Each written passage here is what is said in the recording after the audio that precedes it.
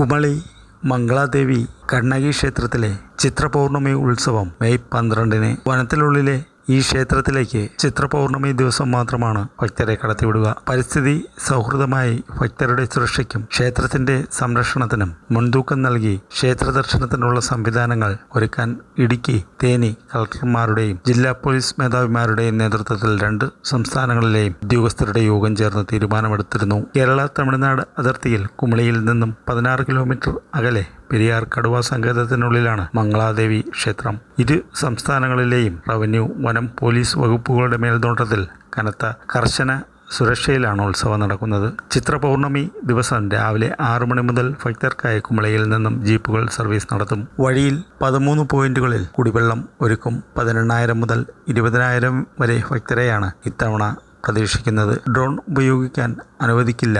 Disposable പാത്രങ്ങളിൽ കുടിവെള്ളമോ മറ്റു ഭക്ഷണങ്ങളോ ക്ഷേത്ര പരിസരത്ത് കൊണ്ടുപോകുവാൻ അനുവദിക്കില്ല. മല കയറുന്ന ജീപ്പ് പോലെയുള്ള 4 ചക്രവാഹനങ്ങൾ മാത്രമേ അനുവദിക്കൂ. ഇരുചക്രവാഹനങ്ങൾ അനുവദിക്കില്ല.